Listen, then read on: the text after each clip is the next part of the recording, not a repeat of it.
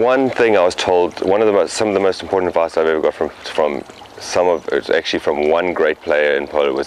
Wasn't directed at me, but it was something that I overheard him saying, and it's something that you sort of see quite a lot.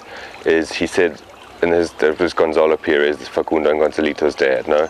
And he said to somebody, he said, listen, you never try and emulate one person. You always want to make, you should never try and base yourself around. And you see a lot of kids do that nowadays. They try and really focus on one player, and they end up trying to do exactly what he does.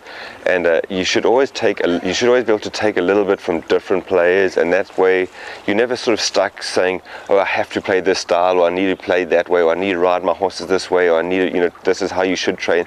It's such a wide variety of things that come into the horses, the game, the teams, the teamwork that you find on the polo field that involves horses at the same times, and how the grooms treat it's a whole big thing. So it's never, I don't think you can ever find yourself saying, I should really mold myself around that one player. Maybe take bits from everybody, and you might find you taking a bit from somebody that a really weird sort of scenario. You might find that you'll learn something from somebody that had nothing to do, it wasn't even a great player, wasn't even a polo player, but taught you something about horses, or taught you something. So you should never get too stuck, making sure that you say, I really want to be that style of player. I think if you can broaden your horizons and take a little bit from everybody, you'll get a lot more out of it.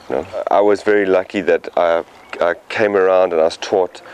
I worked for Tommy Wayman when I was a kid, and he was also like in that sort of way. He wasn't very rigid. He was able to change a lot over his career, and he ended up playing a lot of the old style of polo back in the day, but then sort of moved. He was probably ahead of his time for when he was playing. He was very agile and very quick and really good eye, but he could play a very checked up game when they were maybe running quite a lot, and that. So he might have been a little bit ahead of his time for the way they were playing polo at that time.